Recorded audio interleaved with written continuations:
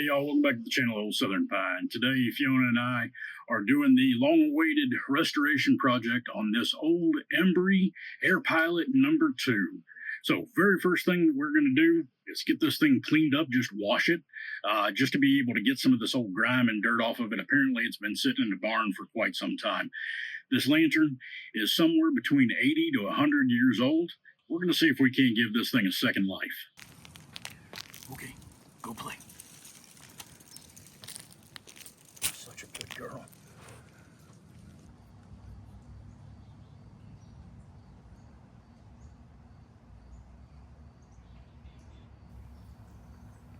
You can see that this thing's pretty rusted and gooed up here.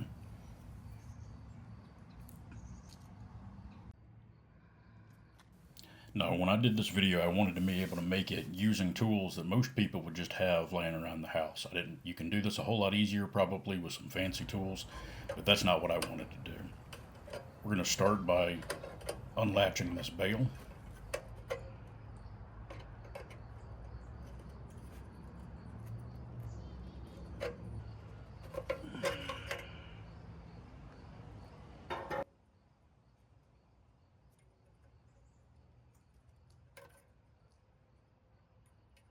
And really at this point we're just disassembling the entire thing. There's some very delicate little tabs that are more rust than they are metal anymore. So we're going to have to really try to gently pry these up.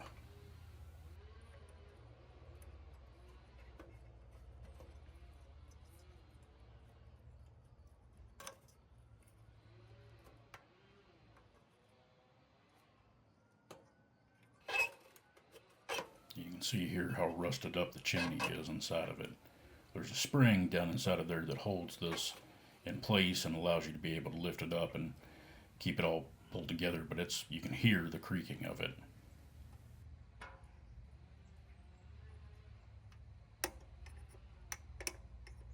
This part was pretty nerve-wracking as far as getting these up without breaking them, because they were pretty ornery trying to get them up.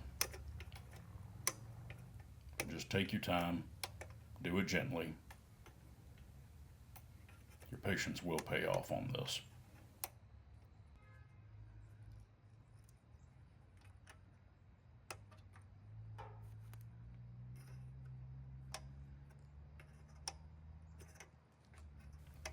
Now what I'm doing here is I'm just kind of clamping down on it to try to straighten the tab up, get any kind of wrinkles so that it comes off a little easier.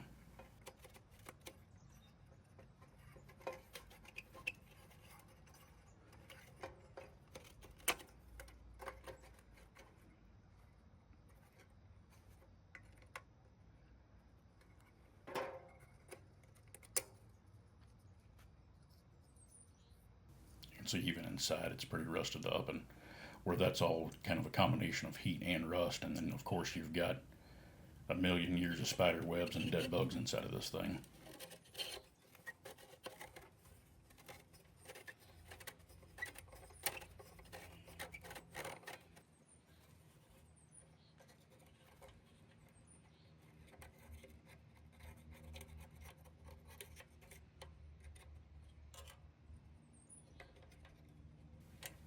Again with the small tabs here on the burn plate. Now, one bit of advice I'll give to all of you watching this: make sure that if you're going to work on a project like this, that you're wearing rust-colored clothing just like I am. Not so much that your wife won't be able to tell that you've got rust all over your clothes, but it'll at least buy you a few seconds. Follow this channel for more life-changing marital advice.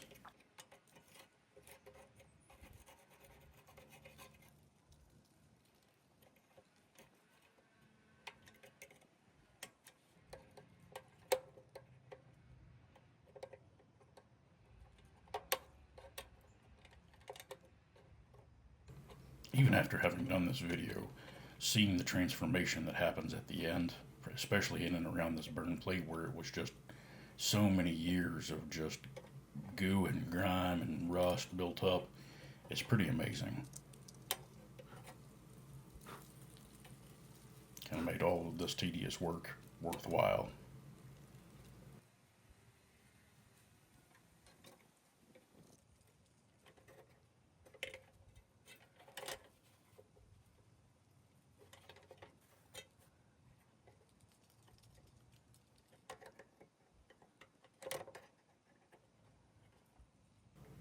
The level of precision in which all of these little tabs were slit and put into place and bent over is really impressive. For being nearly 100 years old, the manufacturing of this thing was incredible.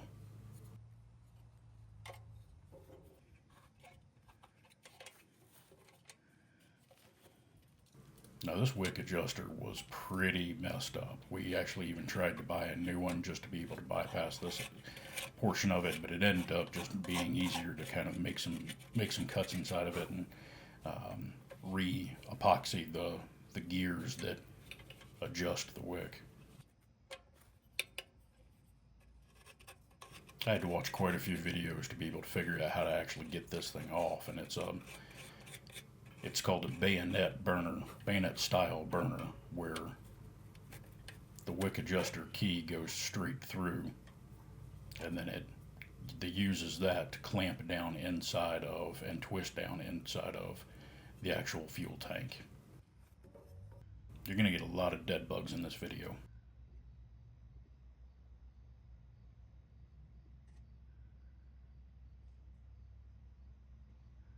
The fuel cap was completely rusted shut.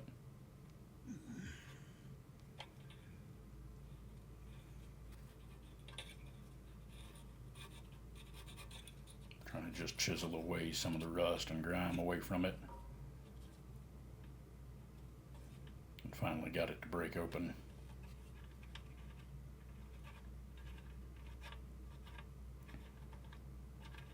The inside was in surprisingly good condition considering how rusted and pitted the outside was.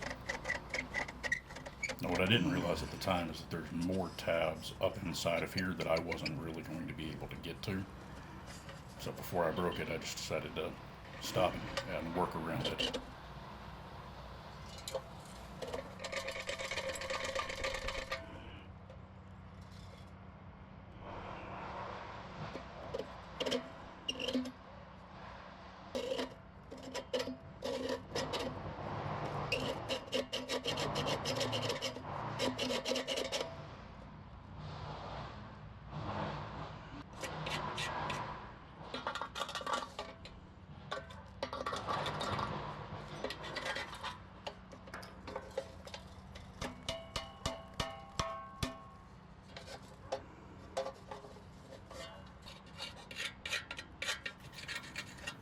We'll speed this process up a little bit just for everybody's time.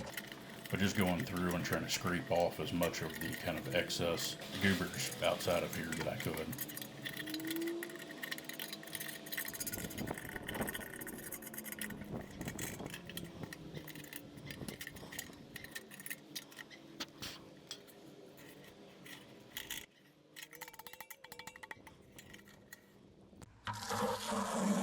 At this point, we're going to fill up our bucket, just soapy water. Get some Dawn dish soap in there just to be able to break up any of the old kerosene that is oiled and gelled up.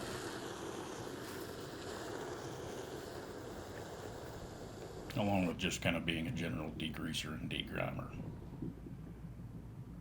Letting that fill up inside of the fuel tank.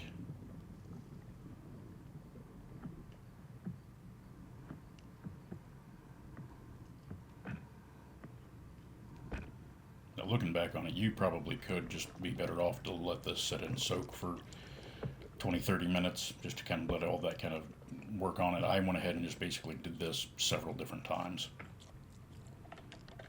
I don't necessarily know that one way is better than the other.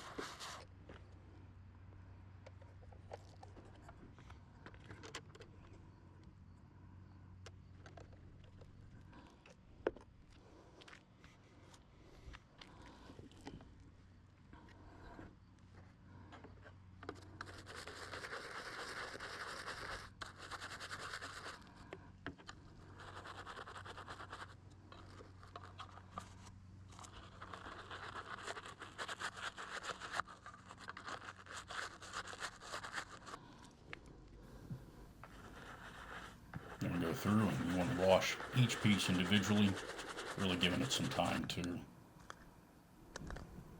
being very gentle and making sure that you're getting into all of the crevices there to be able to break up as much of that gunk as possible.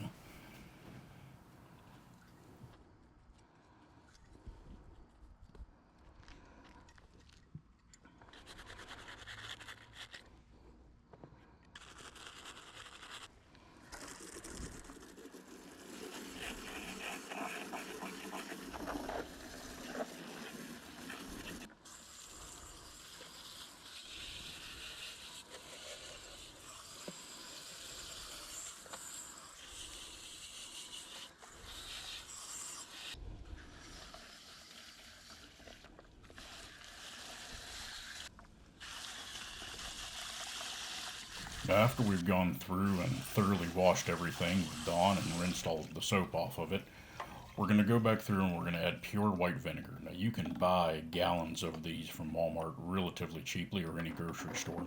So I got 3 to start with, which filled it almost all the way up. Now what this is going to do is that white vinegar will break down rust better than just about anything else that I've found without using very harsh chemicals that I wasn't comfortable with using.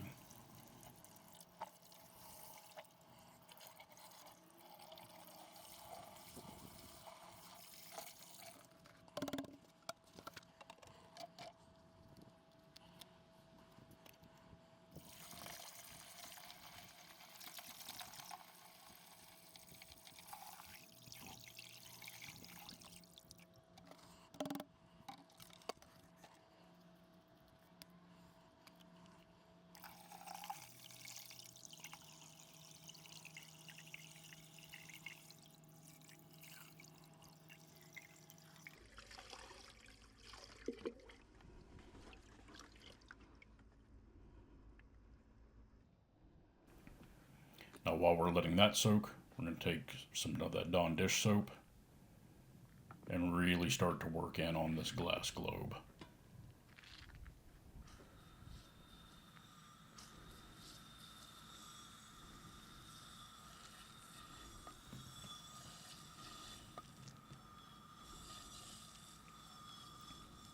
Now surprisingly, this glass globe was in very good condition, just very gross.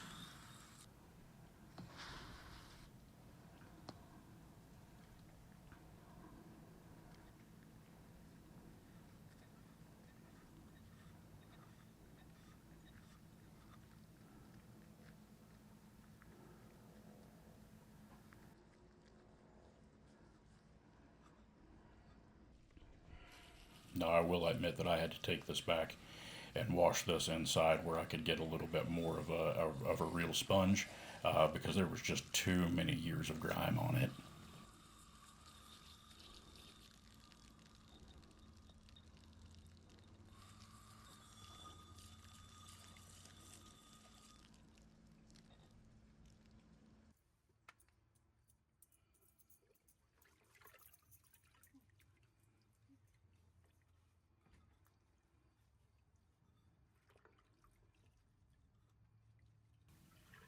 I believe this was my 3rd time washing it.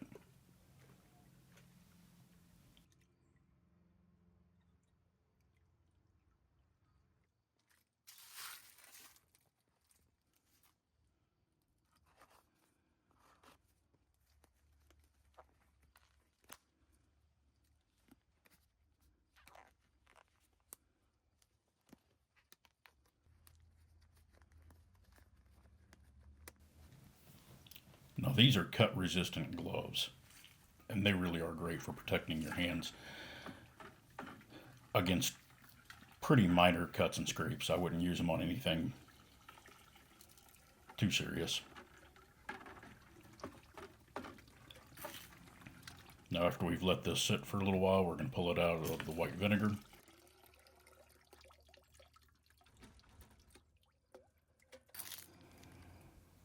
Put our proper safety precaution on.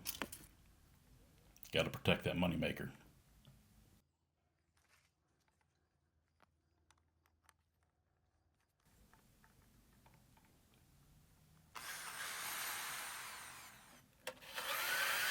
Now this is a wire brush. You can use the handheld version.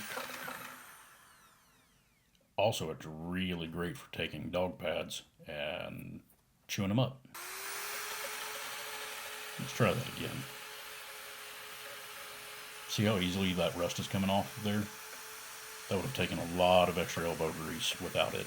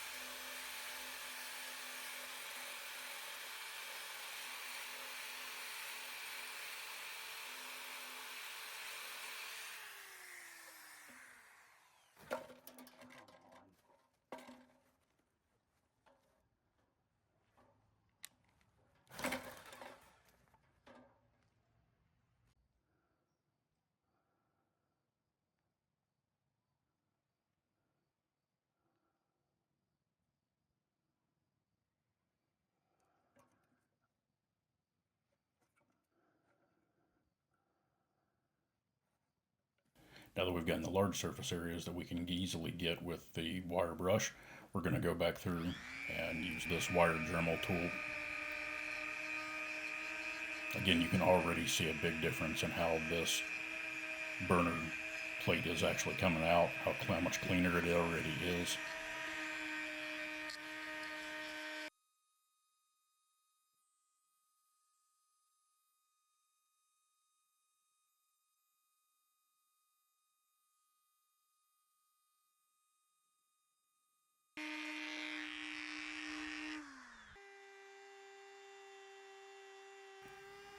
The combination of the wire brush and the white vinegar really does just about give it a mirror finish.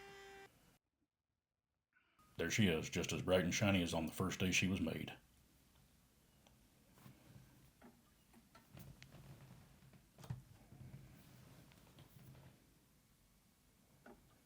Now we'll repeat the same process here and on all of the other little parts.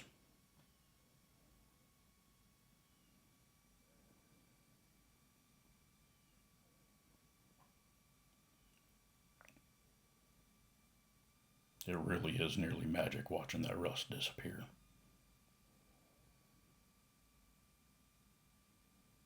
And this process, while it obviously takes a while and quite a bit of time and patience to do, is incredibly satisfying.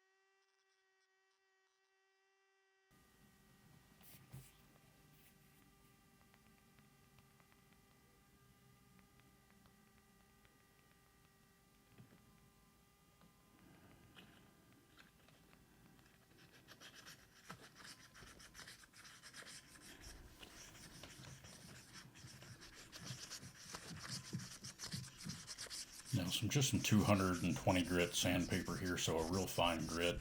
We can take that onto the bale and just gently work it around to get all of that rust off of there.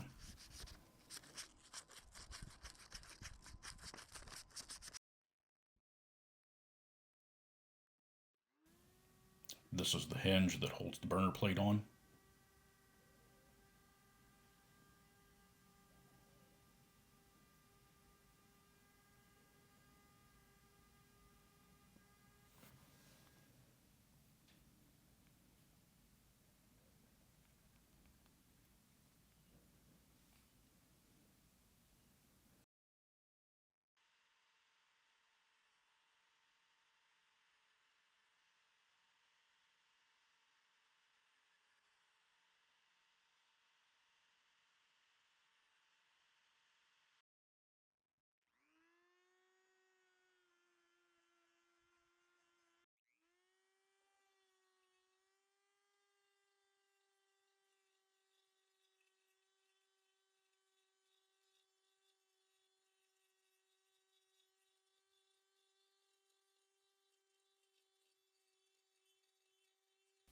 Now we're taking the Dremel tool wire brush attachment and going back through and really getting into some of this detail work.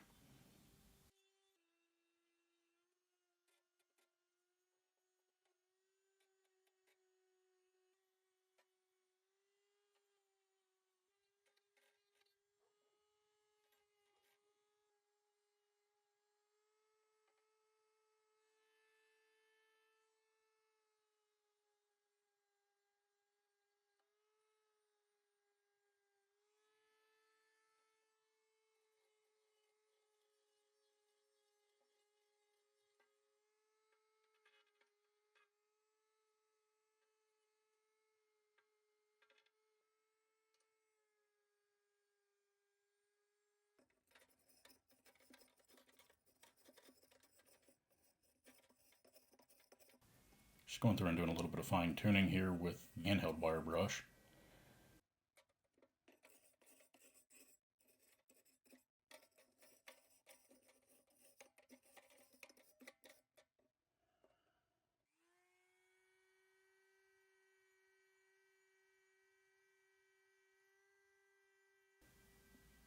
And then again, you can really see the age on this fuel cap.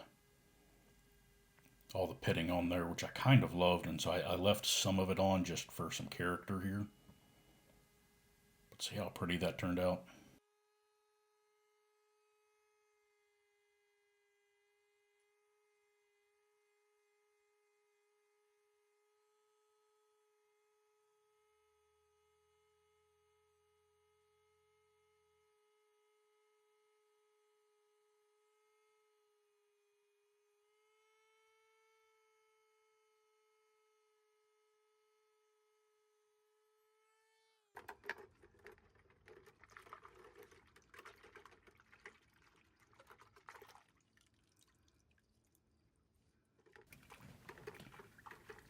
I'm just going back through and just rinsing all of this off again. Any extra rust or just rinsing off the white vinegar.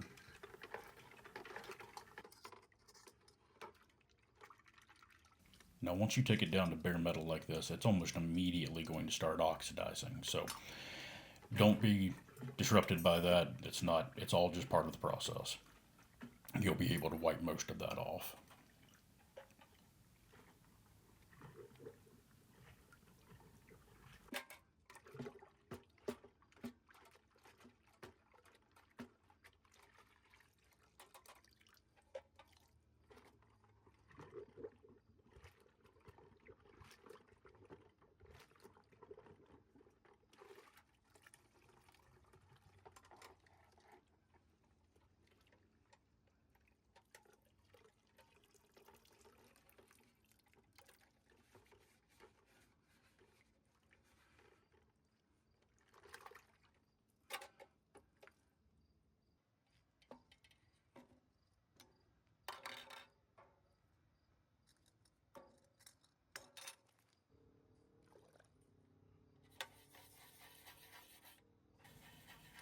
Now this is just a soft tooth. I think it's actually a grout cleaning brush that I stole from Lovely Bride.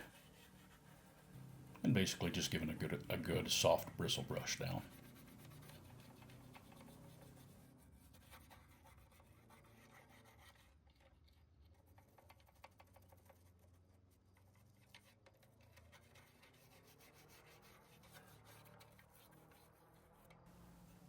Now looking at it here when it was kind of in its pure metal form, it was so nice and I really liked the character of it that I actually almost just put some clear coat over top of this and left it with the silver, but I had really wanted to try to match the original color and really get this thing as close to just off the production line as I could.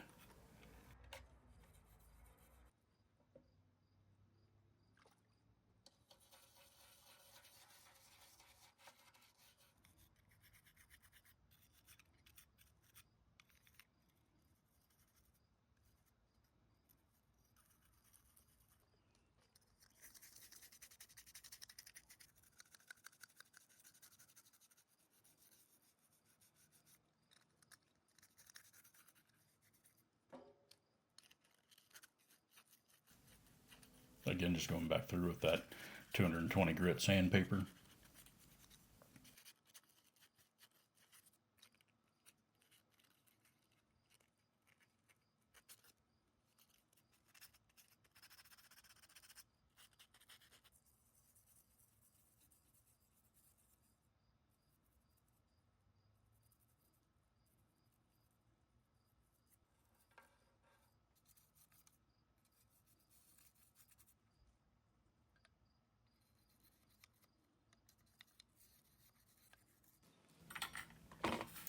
throwing all the bits in here and just doing one more quick rinse down.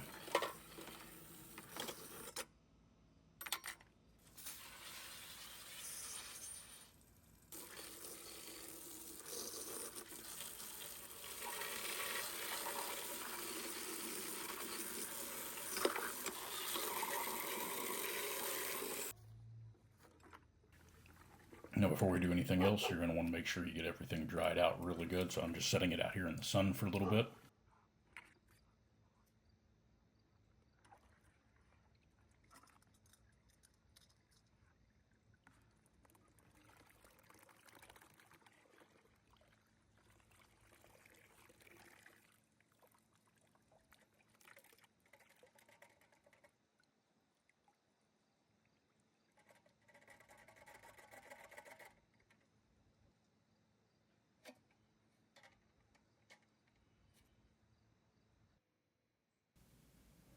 Now you can see several pinholes right in here.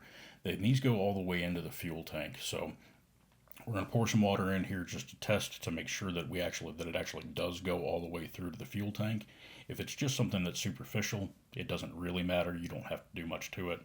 But knowing that we were going to actually be fueling this up and using it, I wanted to really test out and make sure. And you can already see that some of the water is starting to soak out from underneath here onto the pad. And just picking it up proves that it's coming right out and clearly is draining out of several different ports. So, off to the hardware store.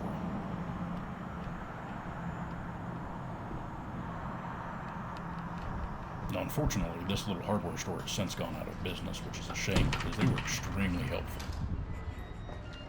I'm restoring a 100-year-old kerosene lantern, and I've got a couple of like pinholes in the bottom of it, so I need some like JB Weld, and I didn't know if there was like a specific kind that you guys would recommend for an old lantern. Question. Let me look on the computer here. Okay. I don't know if the regular JB Weld is going to be suitable for kerosene or fuel. It's something called JB Tank Weld that's fuel resistant. Oh, cool. We have it.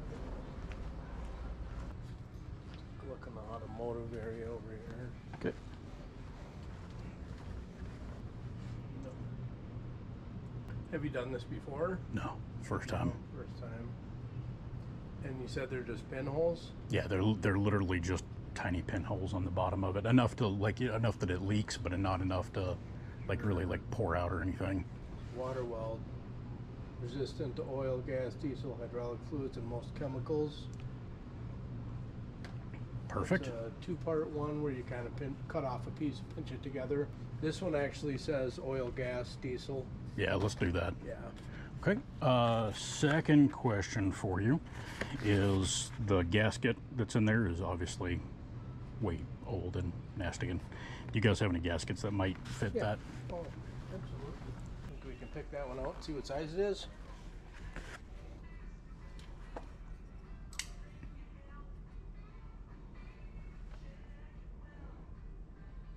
Okay. Not gonna come out in one piece. Oh, for sure not. Alright. I'm gonna let you pick that out of there. Okay.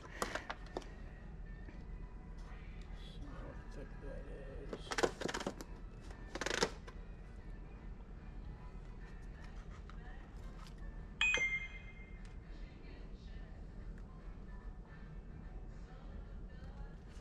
I think that's gonna be it. Hold on.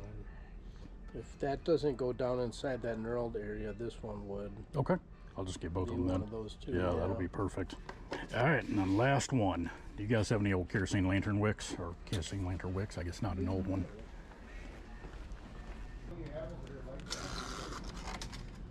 Oh, excellent. That looks like that'll line up perfectly. Cool. Thanks, man. I sure appreciate it. Yeah. Thank you. Thanks for coming in. Yeah, definitely.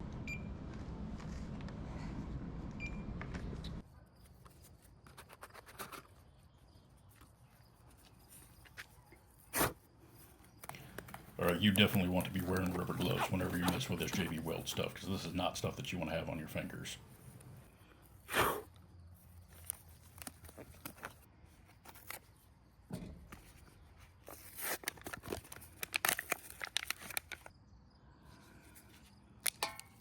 This stuff is great. It's like Play-Doh. You just cut a bit of it and you start to smash it together. And as you're mixing it, that releases the epoxy, whatever it is that holds it all together. Make sure you get the fuel safe stuff, because the regular JB Weld will not work on a kerosene fuel tank.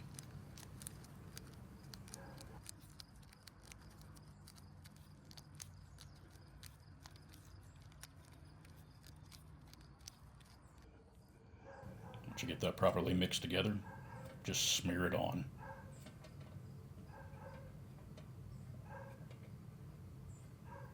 You really kind of want to work it in there to make sure you're kind of getting it smooshed up into the hole.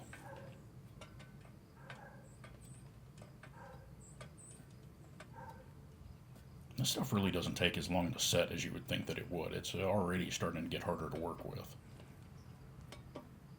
Also, I love the star pattern they had in the bottom of these lanterns. Now, after you've given that time to properly set and cure, you want to go back through. Now, this is a pretty stout sandpaper. I think this is like 80 grit. You really want to be able to kind of go through, and now this is just for removing a lot of material, so obviously there's not a huge amount, and we certainly want to try to make sure that we have it sanded down as clean as we possibly can.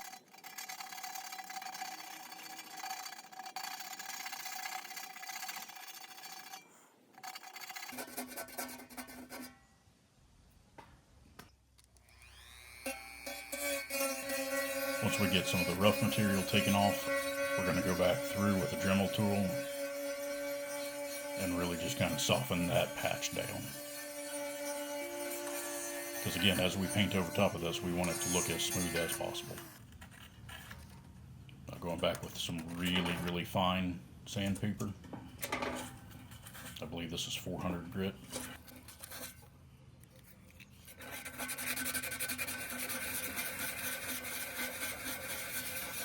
Just to give it a nice smooth finish.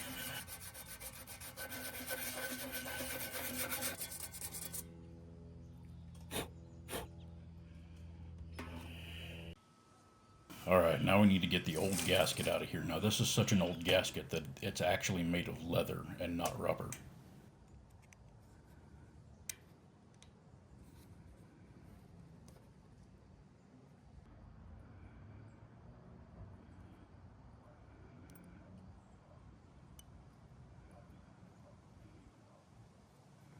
And again, going back through with a grout brush, just get all of the little bits and pieces of that old gasket out of there.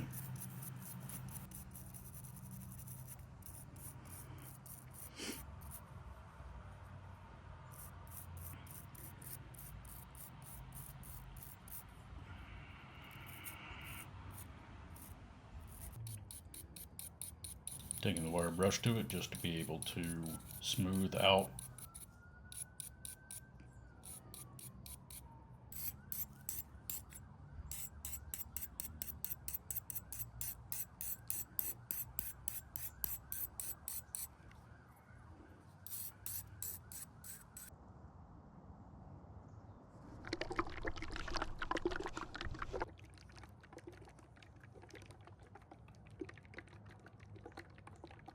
This is fuel tank sealer. Now I looked everywhere, all over the hardware stores around town, even called a couple of mechanics to see if they had some available. I wasn't able to find anywhere locally, so we ordered this off of Amazon. This is about the only specialty bit that we actually ended up having to order for this project. And this lid gave me all kinds of fits.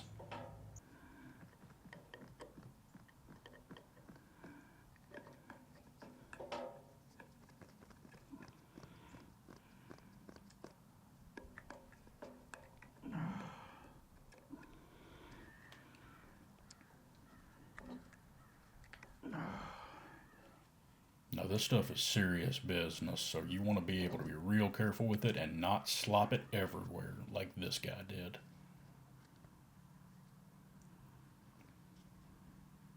And really it starts to settle pretty quickly, so you want to make sure that you are getting it all nice and stirred up. And again, just don't spill it anywhere. pour it into, very gently and carefully, pour it into the fuel tank. I poured it inside of the fuel tank and outside of the kind of thermal area on top of the fuel tank, just to be able to seal it from both sides.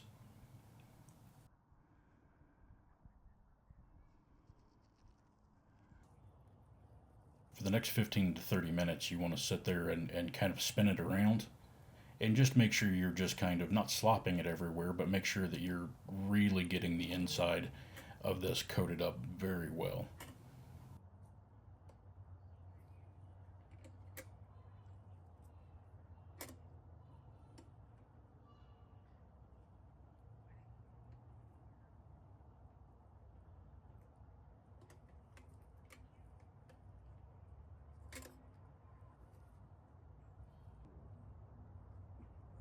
Now, anything that is worth doing is worth overdoing, in my opinion.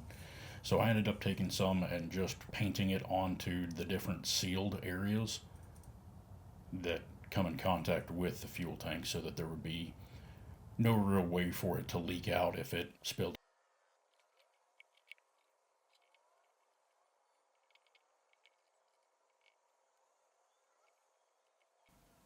Continuing to mix and stir it and rotate it around.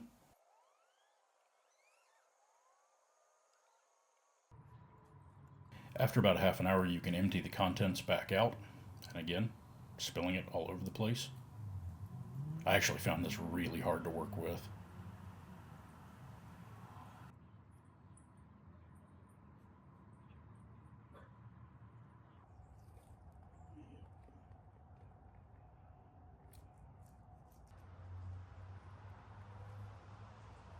We'll just take that a little extra spillage and use it to paint the bottom.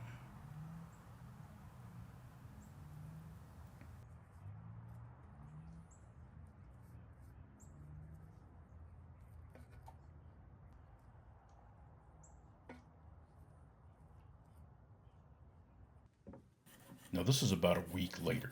Give it a little extra time to cure up. And what we're doing here is we're just going back through and we're taking some of that rough grit 80 grit sandpaper and scoring it just so that we can get the paint to stick to it a little bit better, and getting rid of the drip marks that I had spilled on there.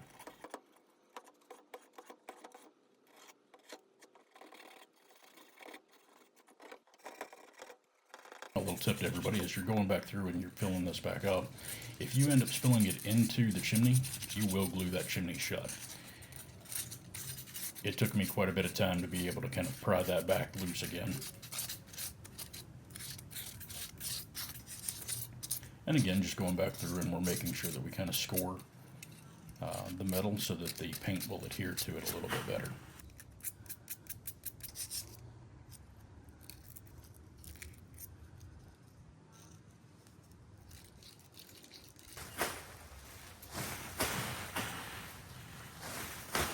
Because for some reason Lovely Brad did not want me spray painting directly onto our grass, I get to go wrestle with this sheet. Fiona was very helpful through this entire process.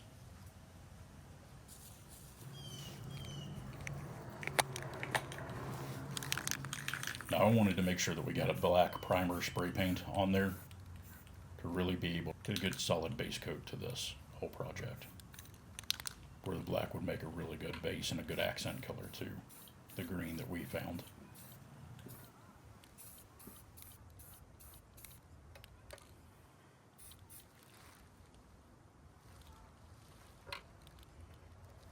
Now when you're spray painting, you want to do just a light coat over everything. You don't want to try and just paint it all in one sitting, because all you're going to do is just get drips.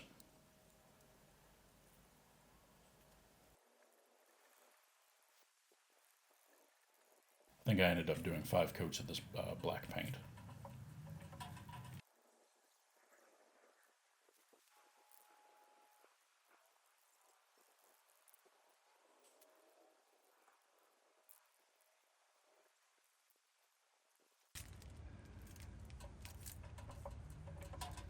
At this point, you can go ahead and reclamp your handle back on.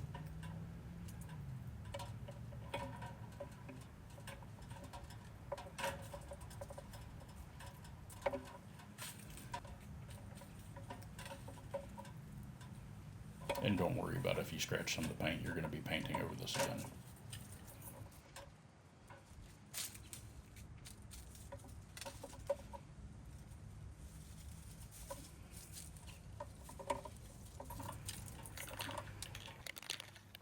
Now, this was the closest green that we could find to the original Embury Air Pilot green that they had it painted, and it's pretty close. Certainly good enough for what I wanted to accomplish.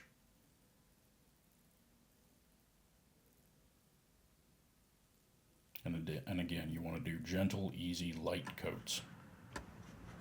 Going back through with some 220 grit sandpaper just to be able to, you can see some of the rougher edges of that where the paint didn't cover quite as nicely as I wanted it to.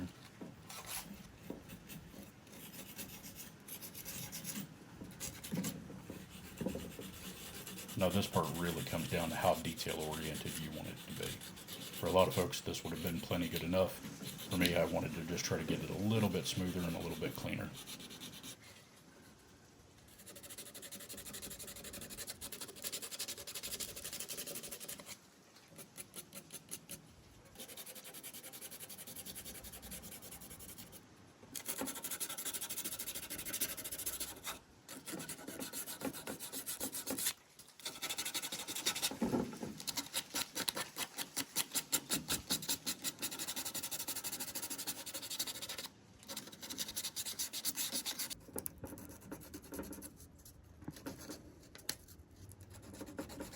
Some 400 grit to really kind of smooth that out. Make sure that we don't have any scratches left.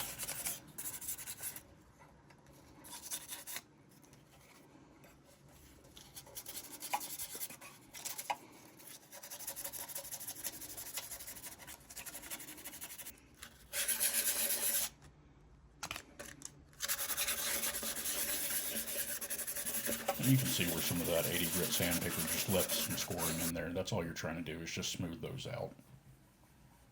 Go back through with a wet paper towel just to kind of wipe the excess dust off of it.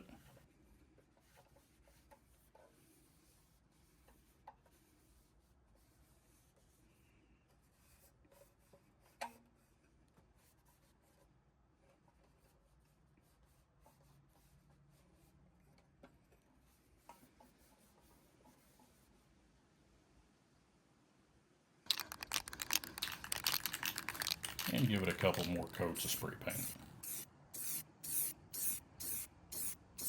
Gently coating that on there.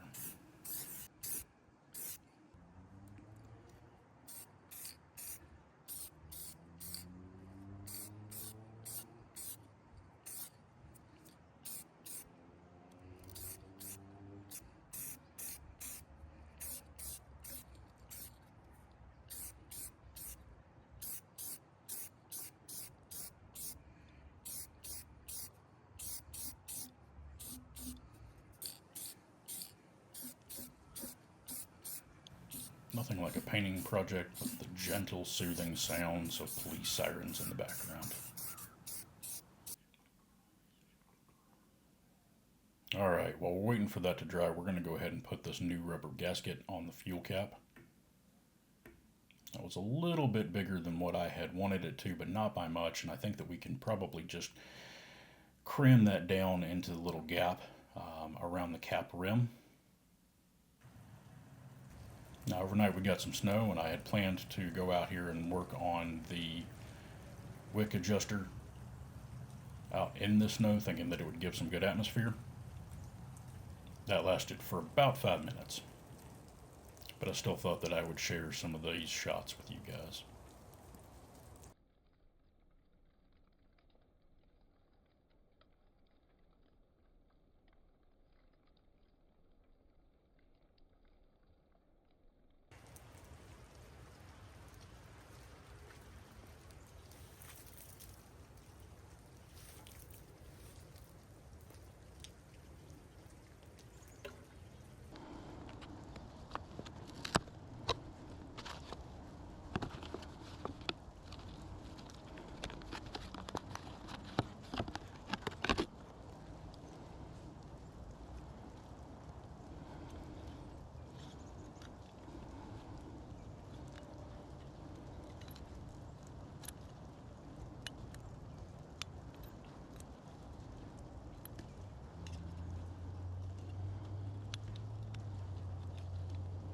going to go ahead and stop the video right here.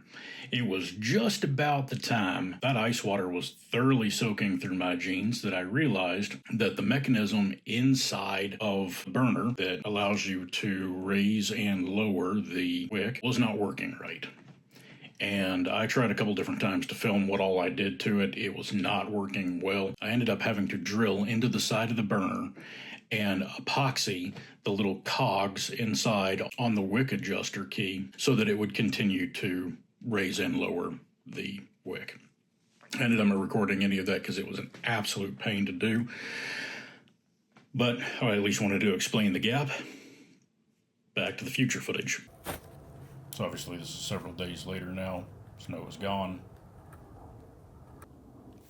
And we can start the reassembly process. You can see where I've gone through and I've fixed the cogs inside of the wick adjustment.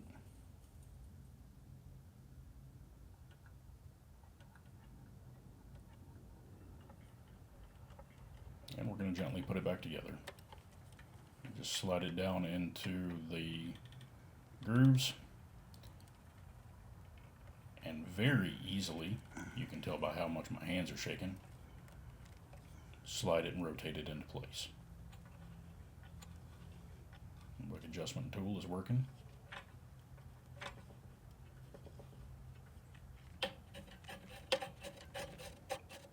Get the chimney so that it smoothly raises up and down so you can get the glass globe in and out of there.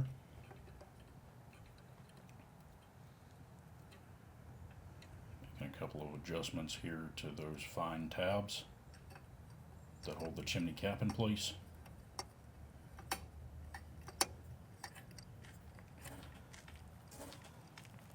It was definitely a pain to try to get these to line back up.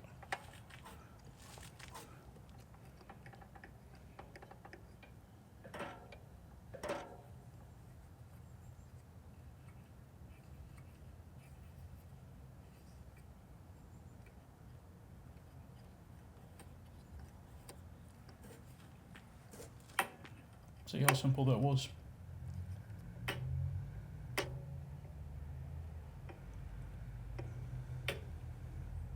Now again, I'm not worried about scratching the paint. I can easily go back through and need to do some adjustments and some of the fine details of actually getting the paint.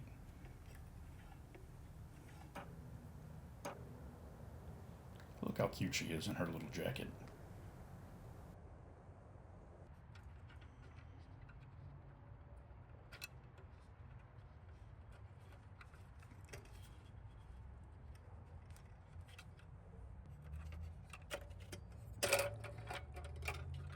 Now getting this burner plate reattached took a lot longer than I'm willing to admit. It was harder to get that back onto place and get those tabs back down than I even cared to talk about or remember.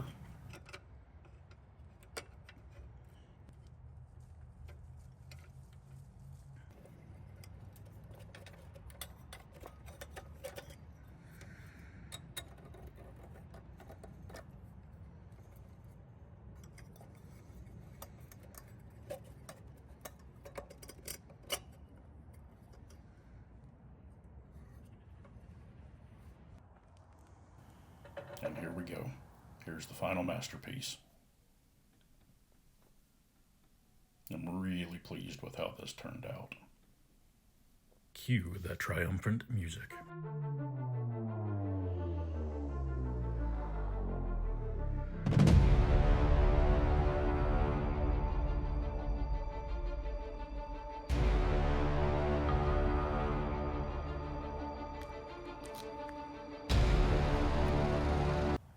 Now for the final test, let's fill it up with oil and see if we can't get it to work.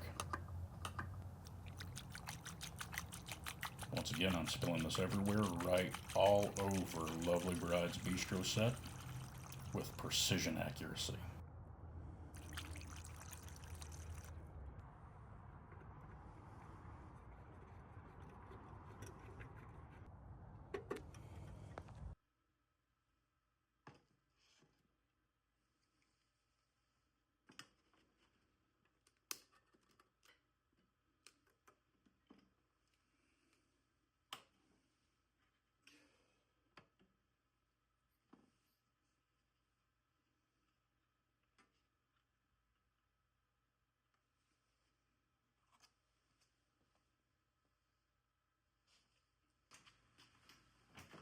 Well, as we wrap this project up, I wanted to show you guys the first lighting and walk through the process and kind of give you guys my final thoughts on how everything went. First obvious question is, would I ever do this again? It ended up being a lot more work than I thought, but it was going to be a lot more difficult.